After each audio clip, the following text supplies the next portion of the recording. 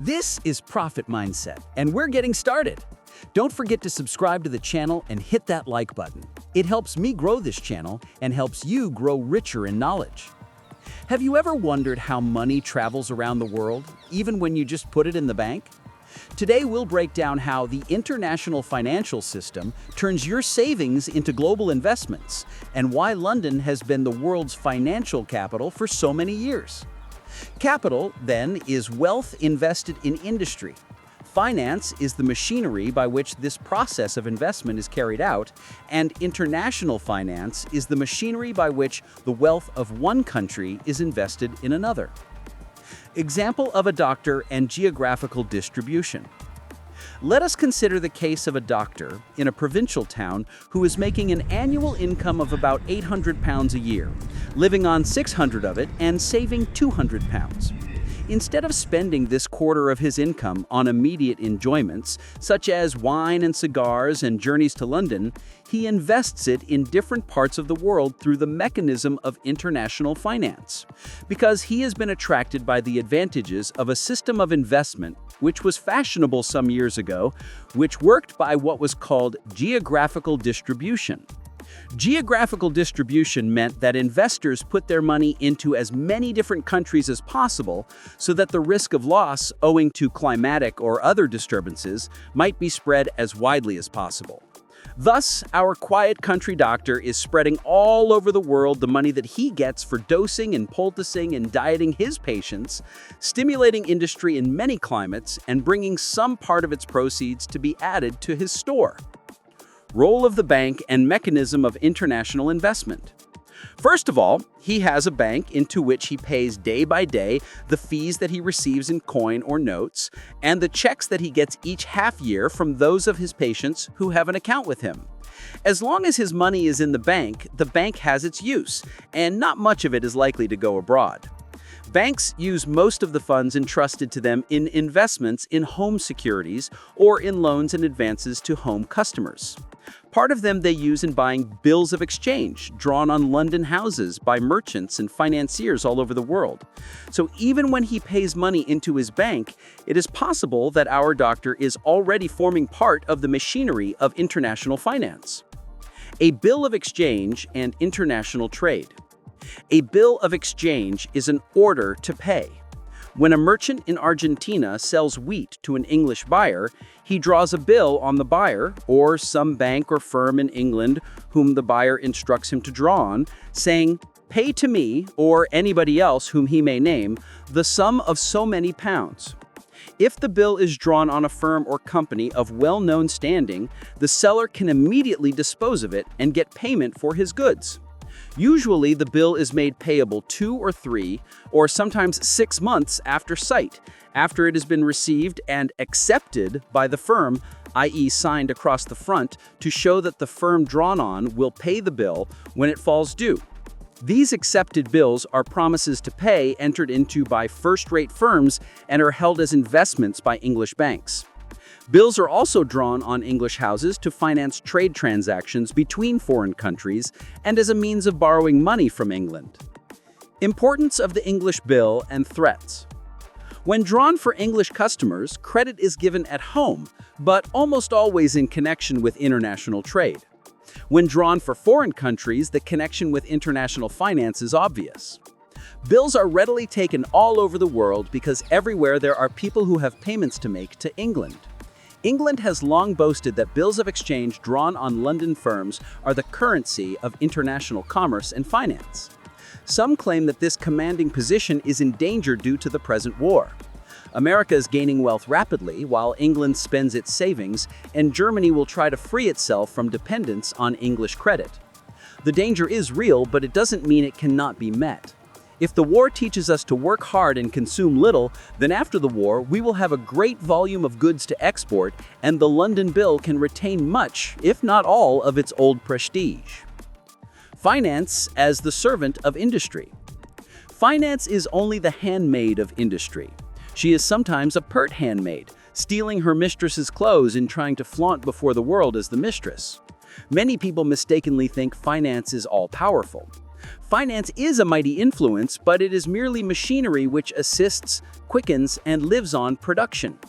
The men who make and grow things and transport them where needed furnish the raw material of finance. If their work ceased, we'd all starve, and financiers would have nothing behind the pieces of paper they handle. Even if finance disappeared, commerce would soon develop a new method to exchange goods between nations and individuals. London's supremacy and global trade. The supremacy of the London Bill was based not on London's financial machinery, but on England's worldwide trade and its readiness to accept goods from all nations. Traders everywhere sold goods to England, had claims on it, drew bills, bought goods from it, owed money, and wanted to buy bills to pay debts. If America develops such a global trade, the New York Bill will have the same vogue. Then London and New York will compete to provide the best and cheapest machinery for discounting bills. London's financial system and the Bank of England. London has advantages in its financial machinery, which, if well applied, can help in future struggles. London's credit system grew almost without legislation, evolving along practical and convenient lines.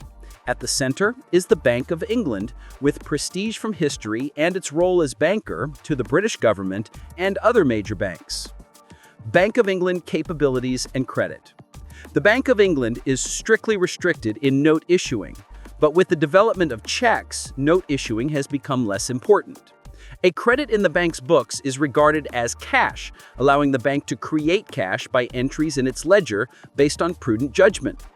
Bank statement example. Issue department. Notes issued £56,908,235. Government debt £11,015,100. Other securities £7,434,900. Gold coin and bullion £38,458,235. Banking department. Proprietor's capital £14,553,000. Government securities, £11,005,126. Other securities, £33,623,288. Public deposits, £13,318,714. Other deposits, £42,485,605. Gold and silver coin, £1,596,419. 7-day and other bills, £29,010. Circle of banks and role in trade. The Bank of England acts as the center of a system around which large stock joint banks provide credit and currency. These banks operate practically under no restrictions except they cannot issue notes in London and are free to manage their funds in the most profitable and convenient ways. Bank balance sheet. Liabilities. Capital subscribed £14 million, paid up £3.5 million, reserve £4 million, deposits £87 million, circular notes, etc. £3 million, acceptances £6 million, profit and loss £500,000. Assets. Cash in hand and at Bank of England £12,500,000.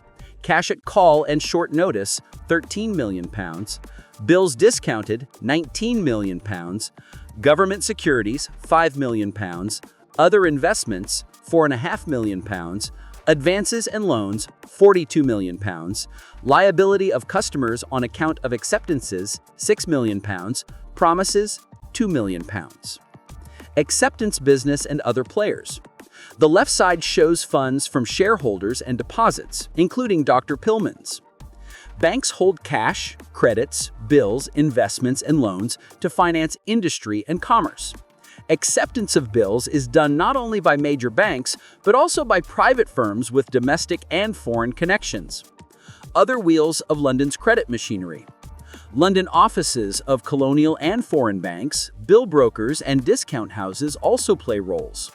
London has a highly specialized and elaborate system for handling bills, the currency of international trade. History of a single bill. A bill drawn by an Argentine seller against wheat shipped to England is drawn on a London accepting house. The Argentine seller sells it to a Buenos Aires branch of a South American bank with English capital.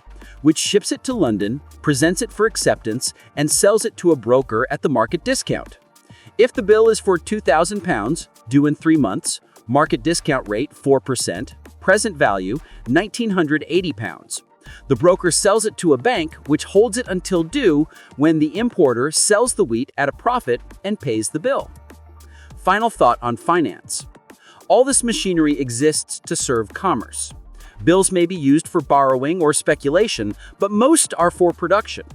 Paper wealth always derives value from something grown or made that sustains or comforts people. Footnote: all this imaginary picture is of events before the war. At present, Dr. Pillman, being a patriotic citizen, is saving much faster and putting every pound he can save into the hands of the British government by subscribing to war loans and buying exchequer bonds. He's too old to do medical work at the front, so he does the next best thing by cutting down expenses and finding money for the war.